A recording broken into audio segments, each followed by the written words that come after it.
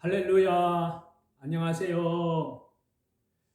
하나님께서 사랑하시는 저와 여러분, 하나님 아버지의 지극하신 사랑하심과 우리 주 예수 그리스도의 은혜와 평강이 저와 여러분 심령 속에 말씀과 성령님으로 충만하시기를 우리 주 예수 그리스도 이름으로 간절히 축원합니다. 이제 이 시간에는 룻기 강의 제가 너무나도 부족하지만 8강째입니다. 본문의 말씀 룻기 2장 1절인데요. 나오미의 남편 엘리멜렉의 친족 중에 유력한 자가 친족으로 있으니 그의 이름은 보아스더라. 자, 유력한 자 보아스. 이 보아스는요, 재림하시는 예수님을 예표한다 할 수 있습니다. 재림하시는 예수님께서 능력과 권세를 가지심을 예표한다 할 수 있습니다. 유력한 자 보아스가 그렇습니다. 그래서 나오미의 남편 엘리멜렉이란 이 표현은 나오미에게 지워지지 않은 비극의 그림자를 의미합니다. 자, 룻기 2장 1절인데요. 나오미의 남편 엘리멜렉의 당시에 엘리멜렉은 이미 죽었습니다. 하지만 나오미는 여전히 엘리멜렉과 관련해서 소개되고 있습니다. 자, 이것은 나오미에게 드리워진 비극, 어두움의 그림자를 반영해 주는데요. 1장에서 누누이 하나님께서 사랑하시는 저와 여러분에게 강조해서 말씀드렸듯이 룻기의 이 시작점은요, 나오미 가정의 비극을 다루는 데서 비롯이 됩니다. 흉년, 이방 땅으로의 이주, 그곳에서의 남편과 아들들의 죽음, 이러한 절망의 바닥에 주저앉은 나오미의 가정의 모습을 묘사하는데요. 물론 이제 하나님께서 베들레헴에 양식을 주셨다는 소식을 들었고요. 그 땅에 돌아왔습니다. 하지만 여전히 나오미의 삶은 암울하였습니다. 친족이란 표현은 혈족의 의미만이 아니라 기업을 물을 의무를 가진 자를 뜻한다고 할 수 있습니다. 자, 룻기 2장 1절에요. 친족 중에라는 말씀이 있잖아요. 이 말씀에 친족으로 번역된 원문의 이 표현은요. 히브리어로 미시파하라는 말인데요. 이것은 가족, 씨족 이러한 의미를 갖습니다. 이것은 단지 같은 핏줄, 같은 친족 정도의 의미만이 아니라 실제적인 도움을 주고받는 관계를 가진 이를 지칭하는 그러한 의미를 갖습니다. 다시 말해서요, 친족들끼리는 누군가가 어려움에 처하거나 억울한 일을 당했거나 할 때 실제적인 도움을 주고 그 억울함에서 벗어나게 하는 역할을 하여야 하였습니다. 심지어 친족 중에 누군가 억울한 일로 상해를 당하거나 죽음을 당할 때 미시파하라는 일을 자행한 자에게 보복을 해야 할 의무까지 가졌습니다. 무엇보다도 친족이 하는 일로 가장 중요한 일은 기업을 무르는 역할을 빼놓을 수가 없습니다. 기업을 무른다는 것은요, 친족의 가문과 재산, 생명을 보존하는 역할입니다. 예를 들면요, 친족 중에 누군가가 가난하여 그 땅을 잃었을 경우라든지 혹은 노예로 팔렸을 경우라든지요, 이럴 때 유력한 친족은 자기의 재산을 동원해서라도 어려움 당한 자의 땅을 회복시켜 주어야 하고요. 또 종이 된 상태에서 해방하여 자유인이 되게 해야 했습니다. 그래서 본문에 미시파하라는 바로 이와 같은 역할을 하는 대상을 지칭한다 할 수 있습니다. 기업 물을 자요. 자, 유력한 자란 말씀이 나오는데 재물과 능력이 많을 뿐만이 아니라 하나님의 백성들 중에 선한 그리스도 안에서의 선한 영향력을 끼치는 자를 뜻합니다. 그래서 룻기 1장 1절에 유력한 자가 있으니, 자, 유력한 자는 히브리어로 이시 키포르 하일입니다. 이시는 남자란 의미이고요. 키포르는 힘센 사람, 강한 사람, 우두머리, 빼어난 사람, 이러한 의미를 가지고요. 올바른 사람이란 의미도 같습니다. 이어지는 이 보아스의 모습을 감안할 때요, 이와 같은 의미 모두를 함축한다고 할 수 있습니다. 아울러서 하일 역시 힘, 부, 용맹, 덕, 이러한 의미를 갖고 있습니다. 이 또한 킵보르와 흡사한 의미를 지니는데요. 이러한 내용들을 감안할 때 엘리멜렉의 친족 보아스는 능한 사람, 부한 사람, 지도자적 위치에 있는 사람일 뿐만이 아니라 하나님의 백성들 가운데 선하고 의로운 그리스도 안에서의 선한 영향력을 끼치는 사람임을 알 수가 있습니다. 그래서 룻기 2장 1절에 보시면요, 나오미의 남편 엘리멜렉의 친족 중에 유력한 자가 친족으로 있으니 그의 이름은 보아스더라. 자, 유력한 자로 소개되는 이 보아스는요, 전지전능하신 하나님의 아들 주 예수 그리스도를 예표한다 할 수 있습니다. 그래서 룻기 2장 1절에 유력한 자가, 또 요한계시록 1장 8절에는 주 하나님이 이르시되 나는 알파와 오메가요 이제도 있고 전에도 있었고 장차 올 자요 전능한 자라 하시더라. 자, 보아스의 모습은요, 다시 말해서 예수님의 예표입니다. 보아스는 앞에서 말씀드렸듯이 유력한 자, 능한 자, 그리고 지도자, 올바른 사람, 의로운 사람, 선한 영향력을 끼칠 수 있는 그러한 인물이었습니다.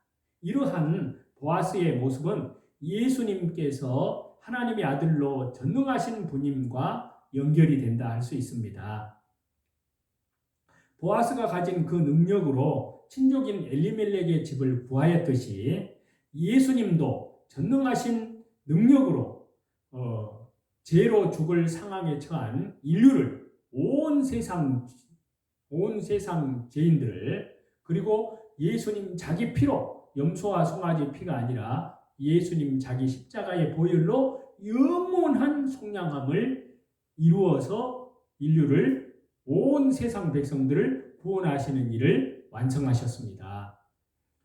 자, 단지 보아스가 능력이 많은 지도자 위치에 있다는 사실은요, 실상 우리에게는 아무런 의미가 없습니다. 모든 성경은 오직 주 예수님으로 수건을 벗겨야 합니다. 그렇게 하면 보아스가 부자이고 능력이 많으며 의로운 사람이라는 이 본문의 이 말씀은 예수님을 예표하는 의미를 포함합니다. 그래서 보아스가 부자인 것은 우주 만물의 주인 되신 예수님의 예표입니다. 그래서 룻기 2장 1절에요. 유력한 자가, 또 요한복음 1장 3절에서는요. 만물이 그로 말미암아 지은 바 되었으니, 그분이 예수님입니다. 지은 것이 하나도 그가 없이는, 예수님이 없이는 된 것이 없느니라. 자, 보아스를 소개하는 유력한 자란 이 표현 속에는 그가 부자였다는 의미도 포함되어 있고요. 이것은 온 우주 만물의 창조주이시며 온 우주 만물의 주인 되신 예수님을 예표합니다. 예수님께서는 이 땅에 초림하실 때 지극히 가난한 모습, 지극히 초라한 모습으로 오셨습니다. 하지만 실제 예수님은 온 우주 만물을 창조하신 분이십니다. 온 우주 만물의 주인이십니다. 장차 예수님 재림 때에 예수님께서는 하늘과 땅을 다 지으신 창조주 하나님의 영광으로 재림하십니다. 다시 오십니다. 자기 백성들, 그 성도들에게 자신이 얼마나 부유하고 풍성하신 분이신지를 여실히 드러내 주실 겁니다. 룻기에 숨겨진 예수님, 보아스를 통해서 비춰진 예수님을 우리는 봅니다. 성경 곳곳에 숨겨진 예수님, 성경 모든 곳에 새겨진 예수님, 귀한 모습을 뚜렷하게 보시는 저와 여러분이 되기를 간절히 바랍니다.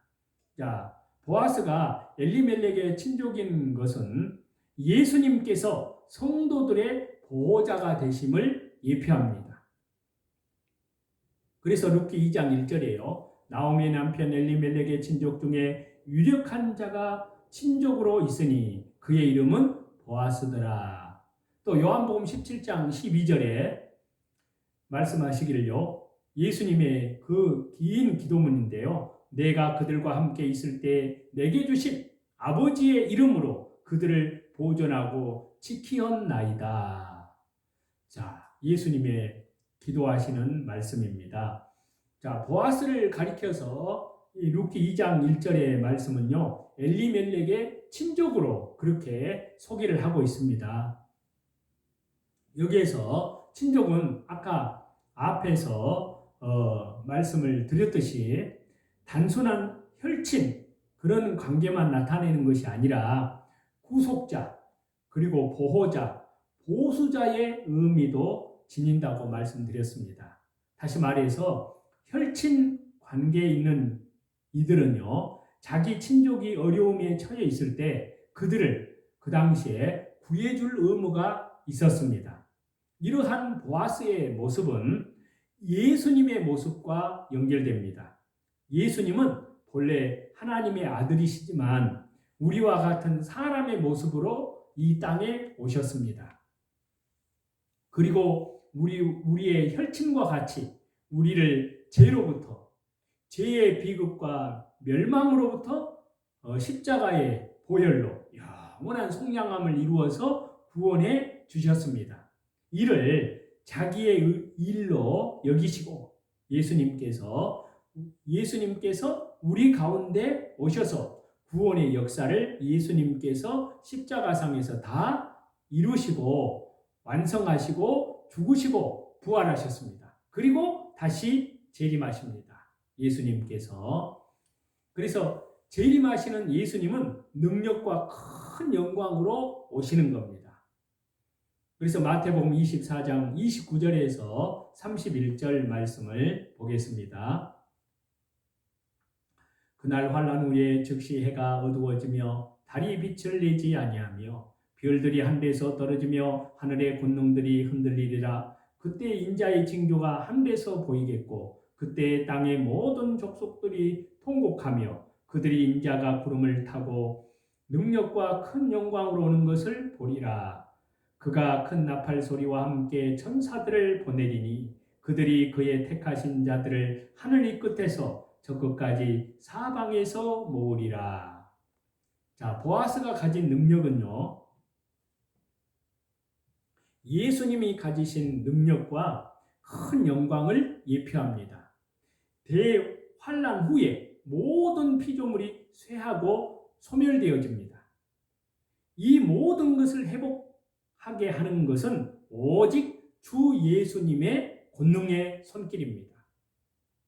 보아스가 베들레헴의 최고의 부자로 소개된 것, 그가 룻과 나오미에게 회복의 소망을 갖게 한 것은 이처럼 재림하시는 예수님의 능력과 그분을 향한 믿음과 소망으로 우리가 구원을 얻음을 나타내 줍니다. 주 예수님께서 백마 타고 오십니다. 요한계시록 19장 11절입니다. 또 내가 하늘이 열린 것을 보니 보라 백마와 그것을 탄 자가 있으니 그 이름은 충신과 진실이라. 그가 공의로 심판하며 싸우더라. 자, 여기에서 이 말씀에서 백마는 승리, 영광을 의미합니다. 예수님 당시에 요한계시록이 기록될 당시에요. 전쟁에서 개선 장군이 들어올 때는 백마를 타고 돌아왔습니다. 하얀 말을 타고 들어올 때 왕과 국민들이 일제히 환호성을 합니다. 또한 당시에는 왕도 전쟁터에 나갔는데요. 그 왕이 돌아올 때 백마를 타고 오는 것을 배경으로 가지고 있습니다. 백마 타고 오신다는 것은요, 왕이신, 만왕의 왕이요 왕 중의 왕이신, 킹 오브 킹 중의 킹이신 예수님께서 승리자로 오시고 또 능력과 큰 영광으로 오신다는 것을 의미합니다. 그렇습니다. 예수님은 초림 때의 모습과는 달리 예수님 재림하실 때 하늘의 영광과 창조주의 영광과 권능으로 더불어 재림하십니다. 더불어서 오십니다. 자, 이는 물론 악의 세력에 대한 심판의 의미를 갖지만요, 성도들에게는 하나님께서 사랑하시는 저와 여러분들에게는 온전한 승리, 궁극적인 승리와 회복을 주심을 나타냅니다. 보아스가 능력 있는 자로 소개되는 것은 바로 이러한 예수님의 영광스러움, 예수님의 강하심, 그리고 승리자가 되심과 연결됩니다. 그래서 10가지의 능력의 모습을 말씀을 한다고 할 수 있는데요. 자, 요한계시록 1장 13절에서 17절에 그것을 말씀하고 있습니다. 자, 요한계시록 1장 13절에서 17절을 보시겠습니다. 촛대 사이에 인자 같은 이가 발에 끌리는 옷을 입고 가슴에 금띠를 띠고 그의 머리와 털의 희기가 흰 양털 같고 눈 같으며 그의 눈은 불꽃 같고 그의 발은 풀무불에 단련한 빛난 주석 같고 그의 음성은 많은 물소리와 같으며 그의 오른손에 7별이 있고 그의 입에서 좌우에 날선 검이 나오고 그 얼굴은 해가 힘있게 비치는 것 같더라. 내가 볼 때에 그의 발 앞에 엎드려져 죽은 자같이 되매 그가 오른손을 내게 얹고 이르시되 두려워하지 말라. 나는 처음이요 마지막이니. 자, 이 말씀은요, 재림하시는 예수님의 모습을 10가지로 묘사를 하고 있습니다.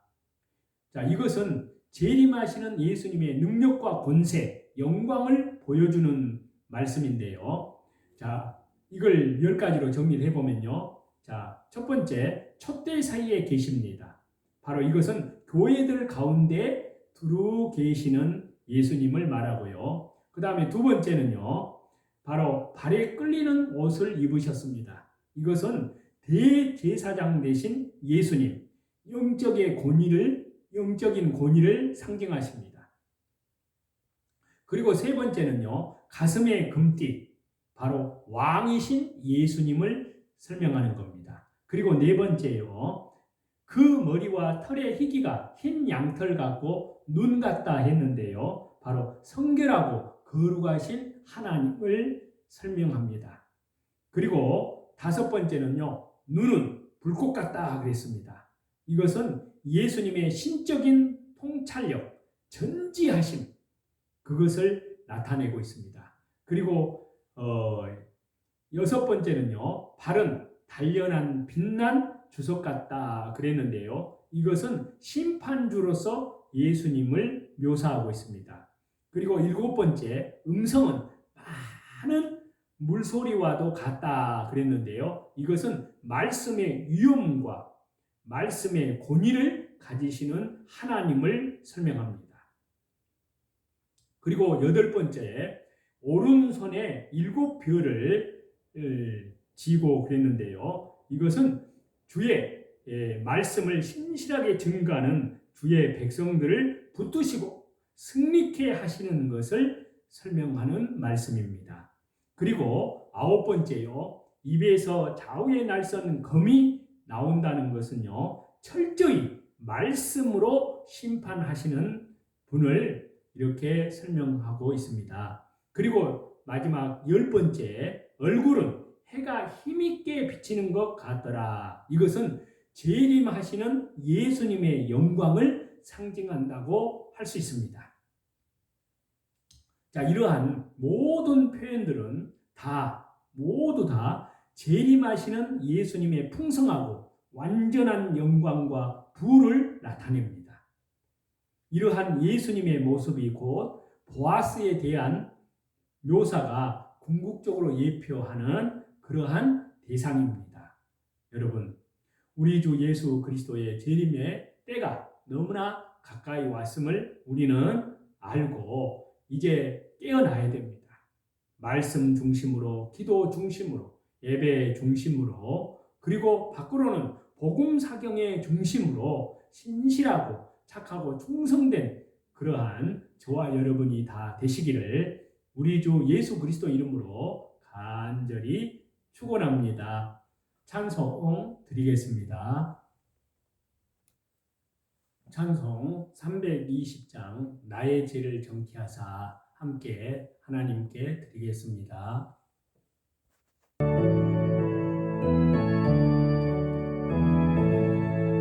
나의 죄를 정케하사 주의 일꾼 삼으신 구세 주의 넓은 사랑 항상 전송함되고 나를 일꾼 삼으신 주 크신 능력 주시고 언제든지 주 뜻대로 사용하여 주소서. 내게 부어 주시려고 은혜 예비하신 주의 은혜 채워주사 능력 있게 하소서.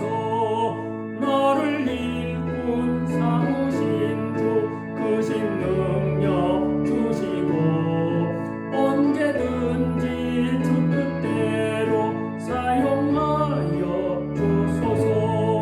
죄의 짐을 풀어주신 주의 능력 크도다. 나를 피로 사신 예수님 내 맘속에 오셨네.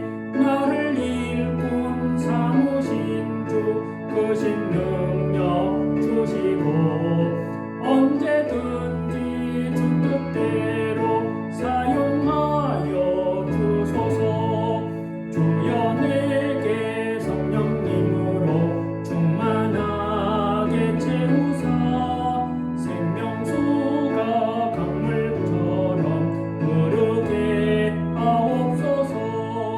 나를 일꾼 삼으신 주님 크신 능력 주시고 언제든지 주님 뜻대로 사용하여 주소서.